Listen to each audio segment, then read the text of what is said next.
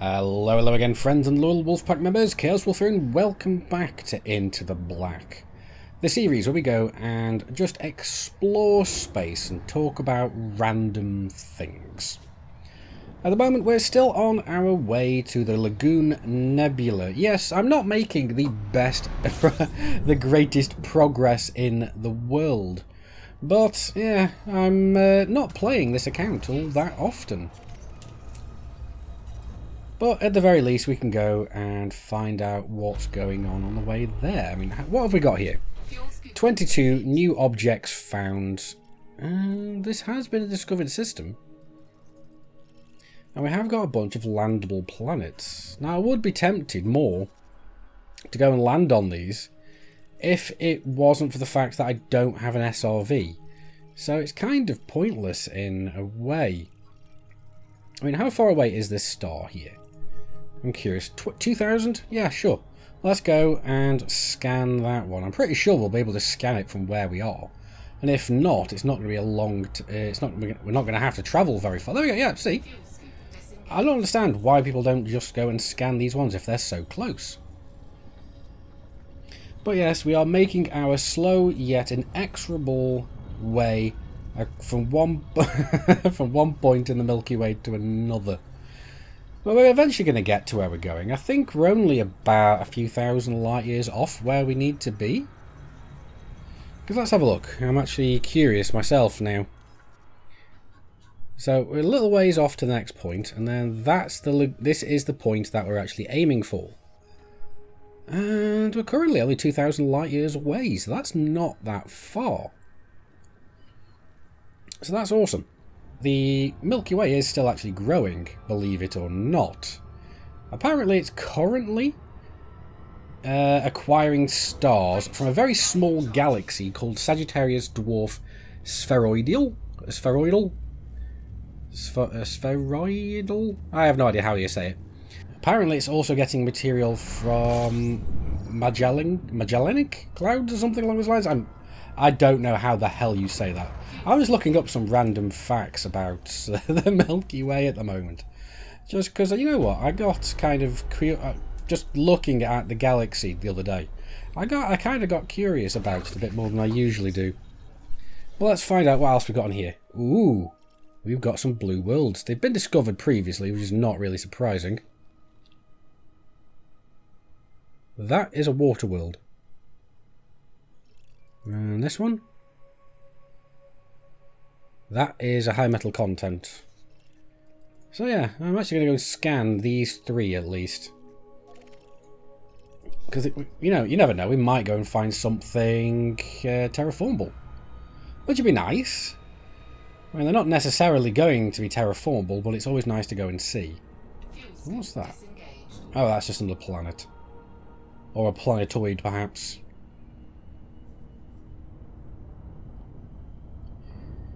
But yeah, now like I said, I've been reading up a little bit more on the Milky Way recently.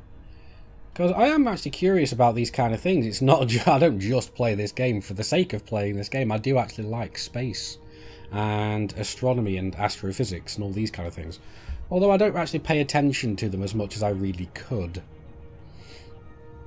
I tell you what, one thing that never really occurred to me before is the fact is how the galaxy goes and maintains its shape.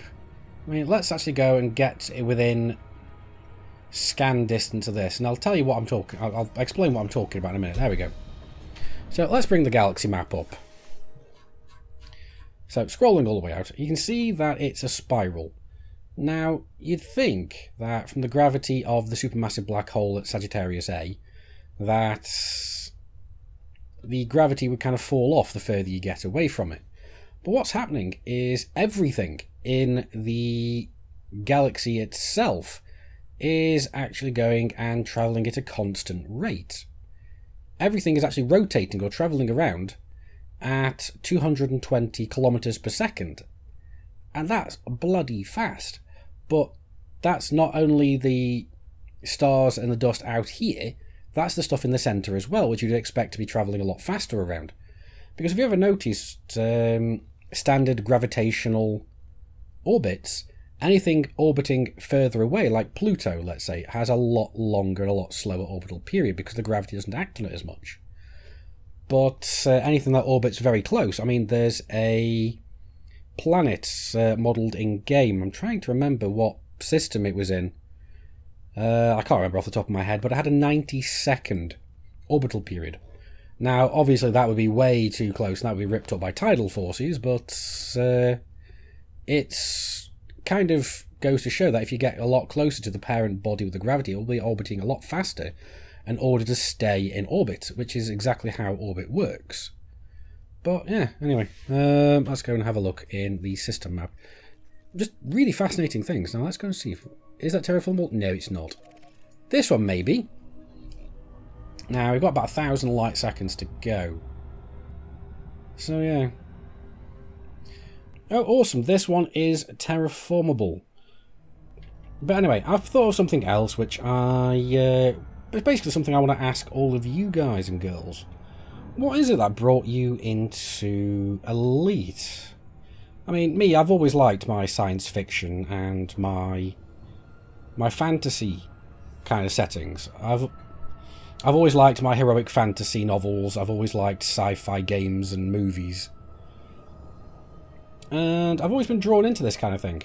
I mean, like I said, I loved my heroic fantasy novels because when I first left high school, I couldn't really read properly.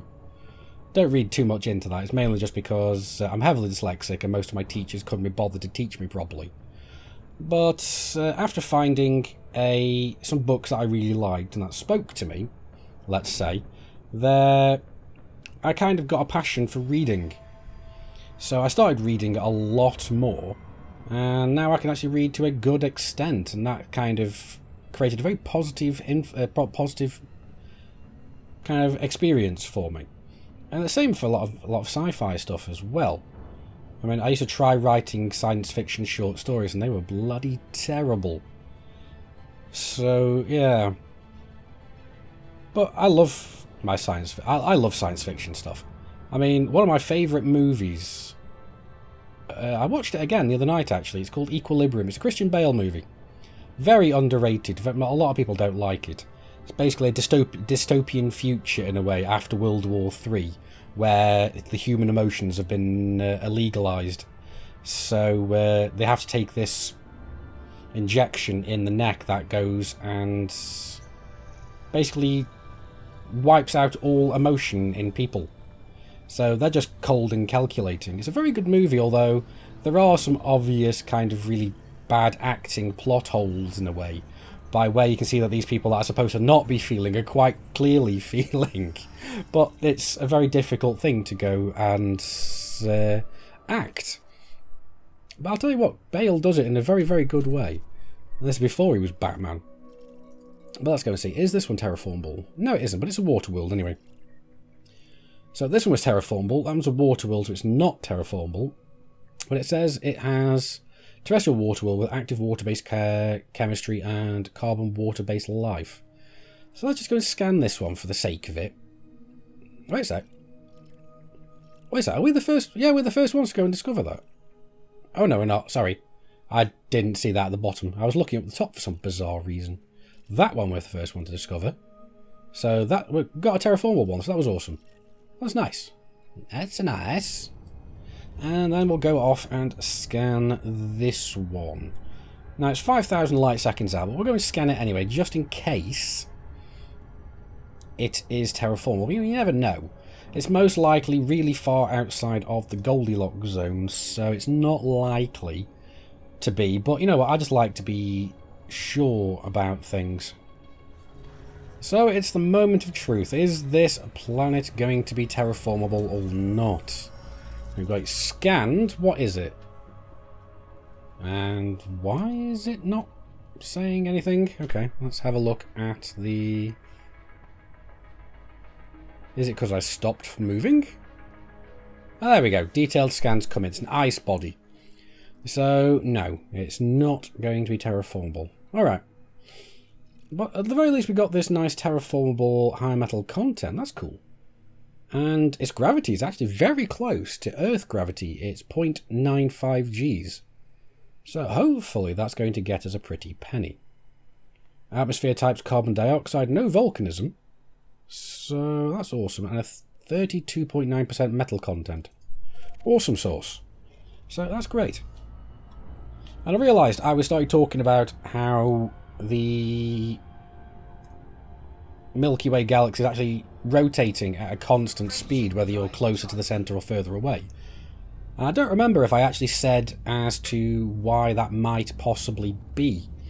Because that's led a number of researchers to basically believe or question whether or not there's some type of... what's the word I'm looking for? Well, they call it dark matter or dark matter. There's also apparently dark energy surrounding our galaxy. So it's...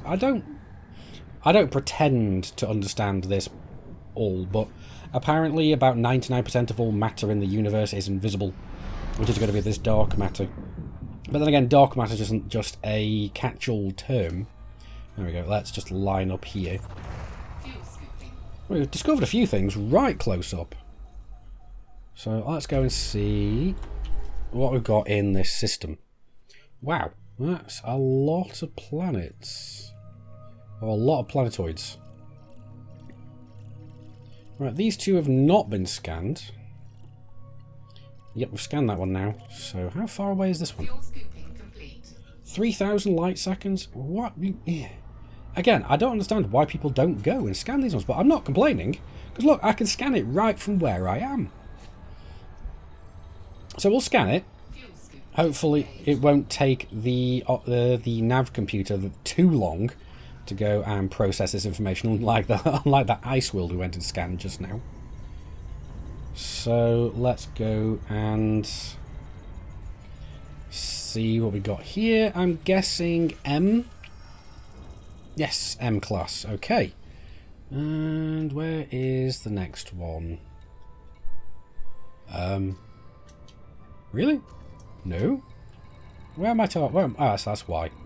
I'm targeted to that one. So where's the next star? That's this one. That's 50,000 light seconds out. This one I can understand a little bit more. Now that is the star that's really out on the fringes of this system. The question is, do I want to be a completionist and actually go out for this one, or do I want to just kind of get on my way? To be perfectly honest, I'm just tempted to go and start making my way and carry on going. So let's go and get our butts going.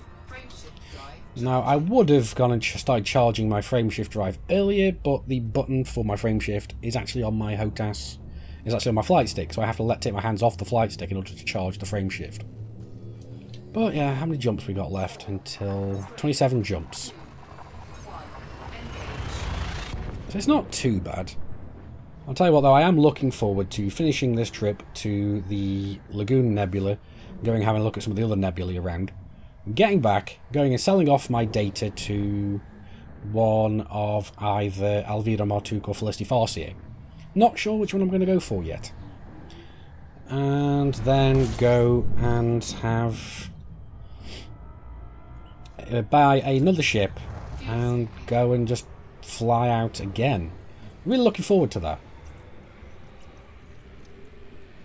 Mainly because we can potentially go and, well, we're probably going to be able to go straight up to grade 5 with one of the engineers, whichever one we sell our materials to. It really depends which one's going to be easier, whether or not we're going to go and get the Soontil relics, I think it is, or the meta alloy. Oh wait a sec, I didn't scan this system, did I? I've been spending so much time jumping around in my combat ship that I'm completely forgetting to scan things here. But we're close enough to that to scan that there. And let's have a look at what's in the galaxy map. Really not much. But the star is not scanned. So let's go and see how far it is away. 38,000 light seconds. No thank you. Not for what appears to be, at the very best case scenario, an M-class star. It's most likely not going to be. It's most likely going to be an L-class star. I think it's L classes anyway, it's the one below M.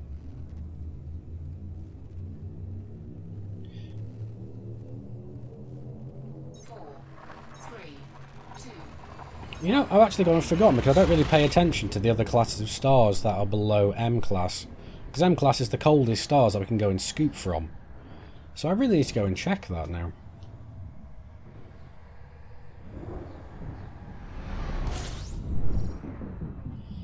But let's go and scan this particular star, see what else we've got in the system. And we can find out at the same time. So we've got one object, which is this one. One more object, I think that is? Yeah, it is. So it's going to be another star, yeah. So nothing really interesting in this system. So let's go and find out. It is an L class, I was right. It was LTY in Proto. Then carbons, wolf riots, white dwarfs, and non-sequencing stars. Yeah. So yeah, so L classes and below are the ones that you cannot scoop from.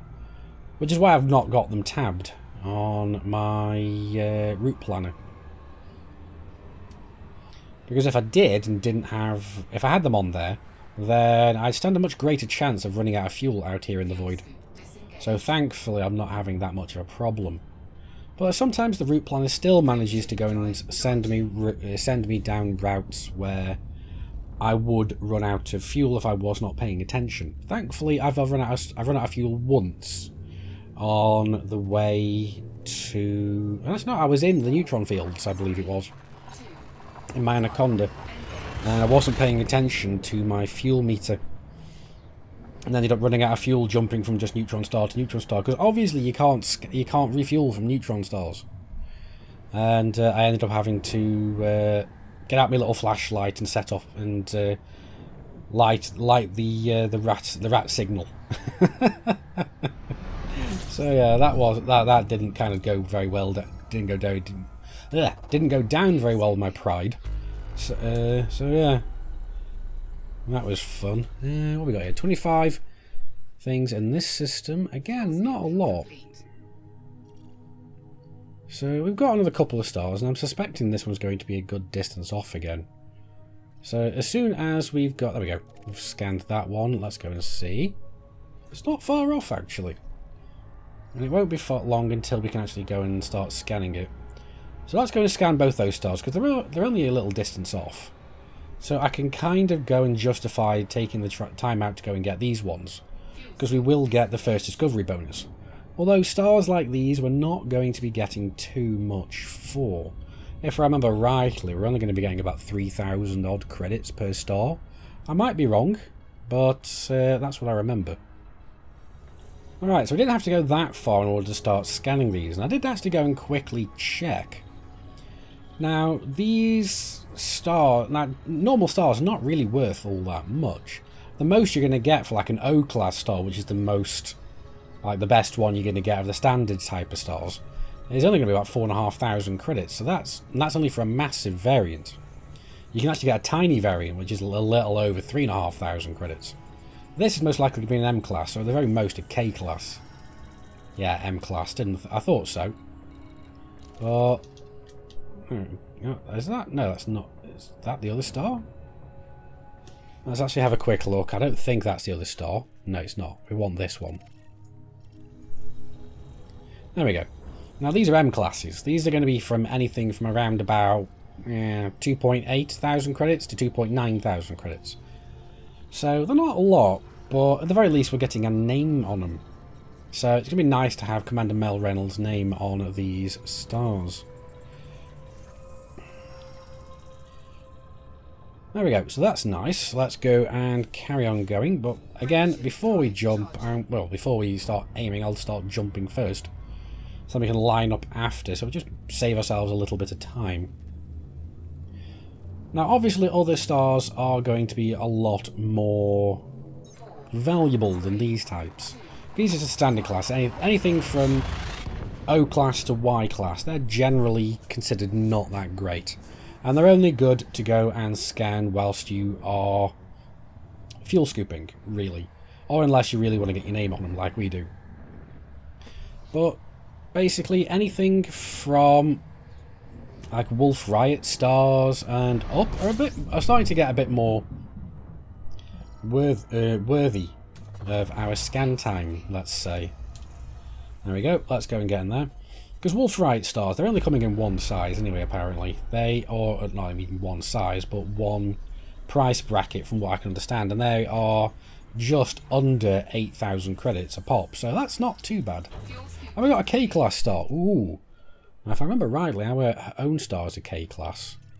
So, right. Potentially, if this isn't too far away...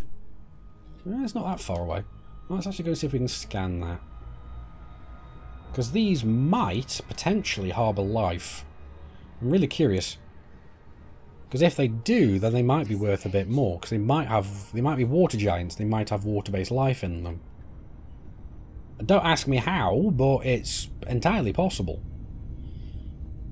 But anyway, the main kind of stars and classes and let's say the main type of celestial bodies you're after are obviously going to be like Earth-likes, water worlds, and so on.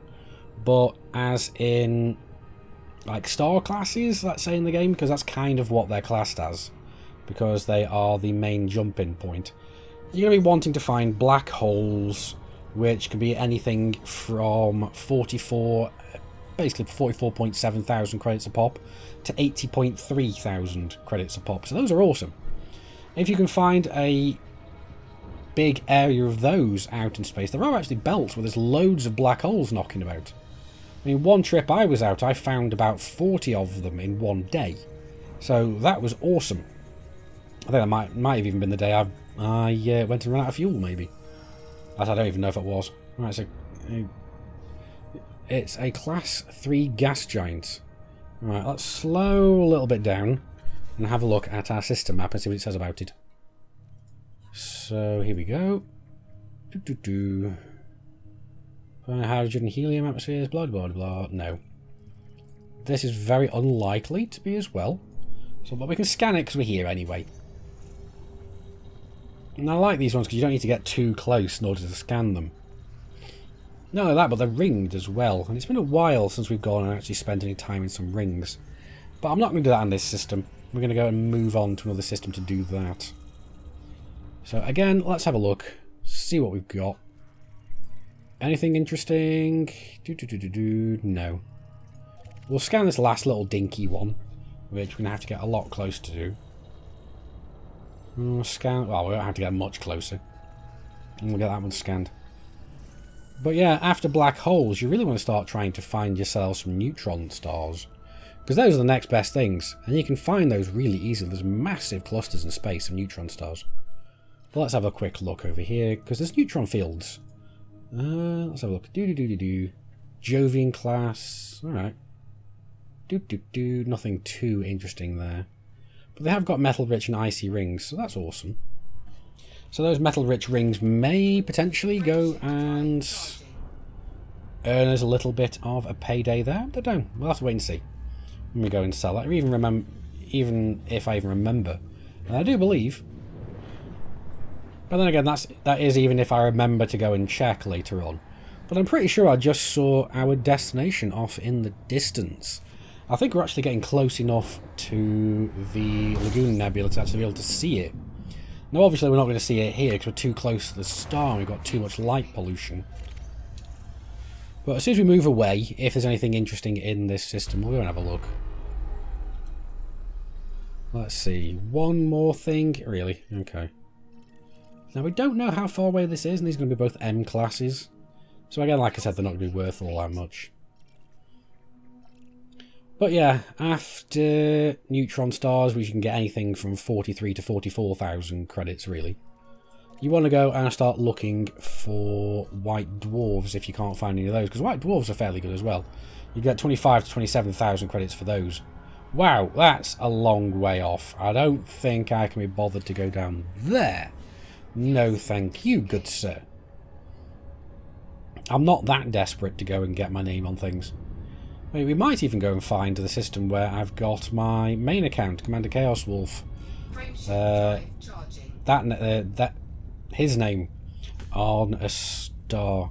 I mean, it's a crappy little, I think it's a Y-class star, like a brown dwarf, off in like the ass end of nowhere.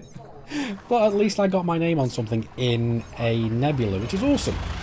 So I'm not complaining overly. But yeah, like I said, you're going to really want to go and try and find yourself things like Earth-like worlds, even ammonia worlds. I mean, Earth-like worlds they can fetch anything from 65 to 77,000 credits, so they're really good payouts.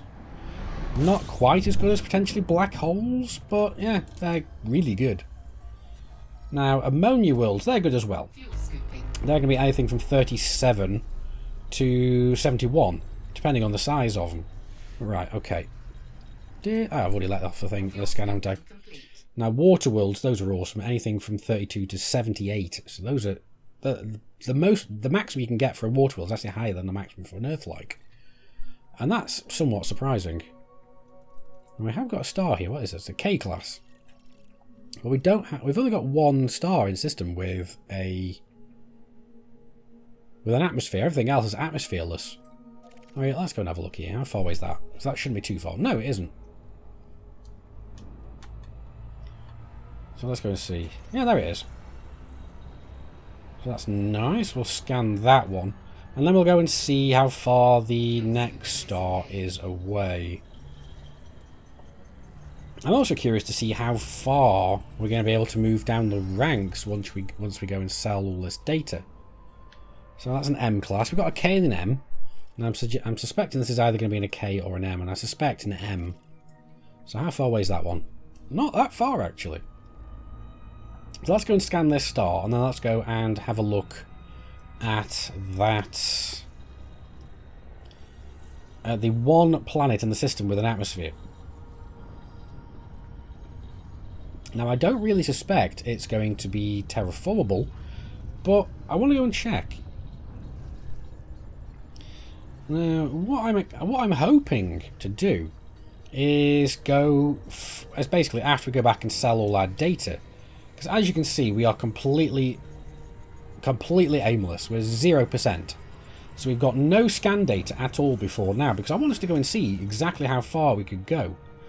Now, what I really want to try and do is get ourselves through Pathfinder and a good way, potentially at least 3/4 of the way through Ranger.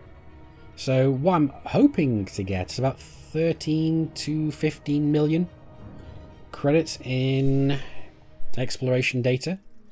Now, I don't know if that's going to be proved doable at all. Now, where is that? There we go. Now, it should be doable. It really depends on how much time and effort I put into going around and scanning things.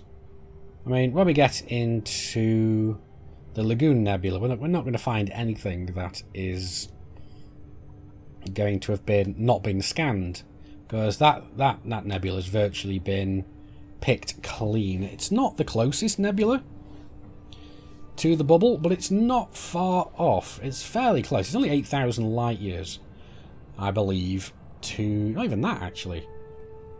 I'm not sure, actually. Let's go and check. So let's have a look at Sol, because that's kind of the centre of the bubble. Well, it is the centre of the bubble. Sol, in case you're not aware, is our home system. That's where Earth is. So yeah, we're a good distance off. We're about 2,500 light years off. This is about 6,000 light years away from Sol, away from where we are now.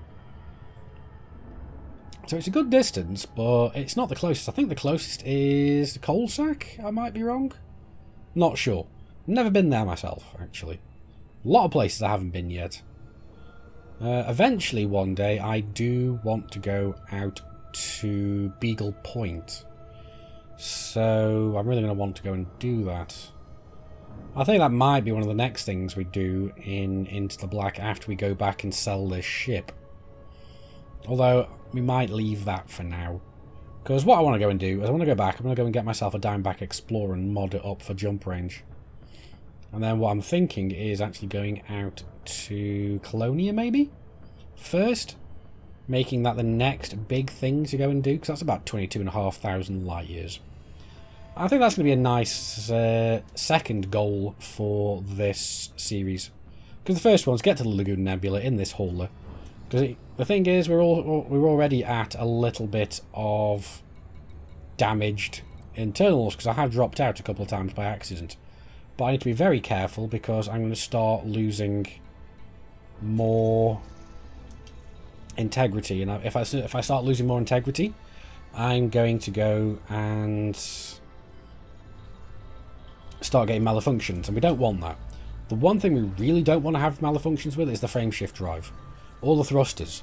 Those are the two things that we really do not want malfunctions with. But thankfully they're not too bad off. The thrusters are at 91 and the frameshifts at 93. The frameshift is the most important here. So it's a high metal content, will this? Okay. Because if we start getting malfunctions, and no, it is not terraformable. I didn't think it would be, but I thought it was good to go and check anyway. But if we drop below, like, let's say 85% around about, well, if we drop below 80% in the frameshift drive, we're going to start getting more problems. And we don't have the ability to go and repair ourselves. Because we don't have an auto field maintenance unit, unless I don't think I do. We'll have to check when we get out on the other side. But I'm pretty certain I don't have an auto field maintenance. It was either that or a shield generator, because this ship is very, very small. Because we needed a fuel scoop, we needed a shield generator, and we needed both the scanners. And this ship only has four optional internal slots, I believe. So let's double check. I'm pretty sure we don't have one. No, we don't. So yeah, that's going to be a bit of a problem. Now, the lack of a auto field maintenance unit does make going... There we go. What have we got on the system? Anything interesting? Couple of things. Nothing really too special. It's a G-class star. And that's already been discovered as well, but how far? That's not far at all. Now this is a little bit dangerous. We need to get out of the corona here. Because this is another reason why we are losing so much integrity, because sometimes I overstay my welcome when I'm supposed to be fuel scooping, so that's something I need to avoid. So never fly tired. I've done that a couple of times and fallen out, so I really need to not do that on this account.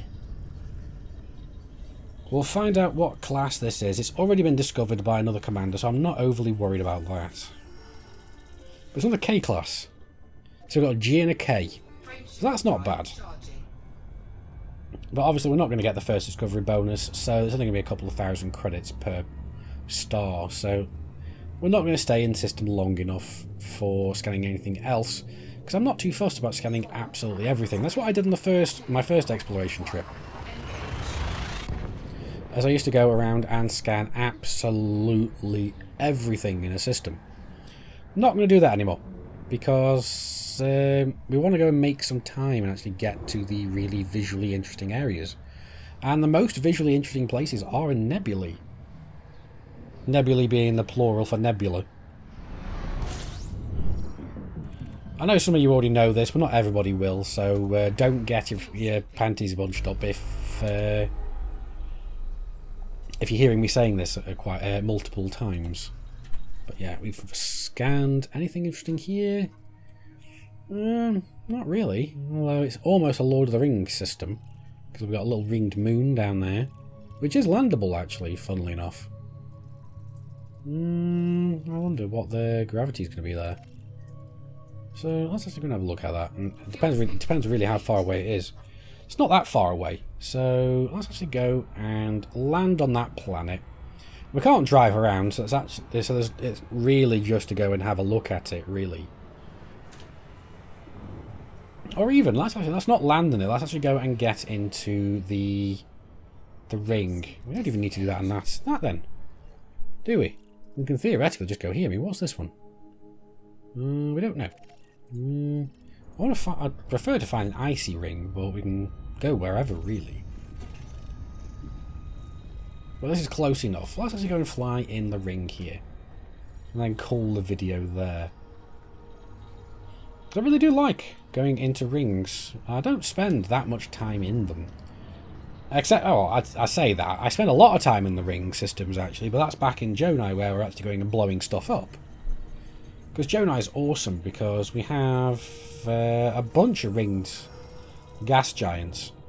At about 3 has-reses, I believe, in the system. We've got loads of resource extraction sites in Jonai for going and bounty hunting. Now let's go and see, whilst we're still travelling in, what type of rings is this? Icy, perfect.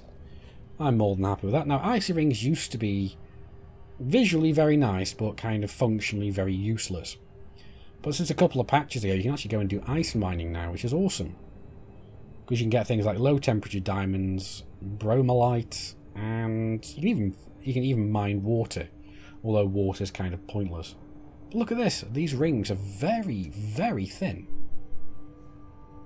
You can actually see through them. They're not exactly a dense ring system. So that's kind of interesting. And I do like how the game sometimes model these kinds of things. And look at that, we've actually got an unidentified signal source. It's probably going to be a canister of some boringness. So let's just target it anyway. Yeah, degraded emissions, it'll just be a canister. Not really interested in that. Well, we're going to go and get ourselves into the rings here. Now, I know not a lot of people really enjoy being in rings while route exploring, but I like it at the end of a session. Well, let's speed up a little bit, because we're coming in, we're caught in the gravity well now, so we're going in a little bit slow. The impact warnings come up, but it's not going to be too much of a problem.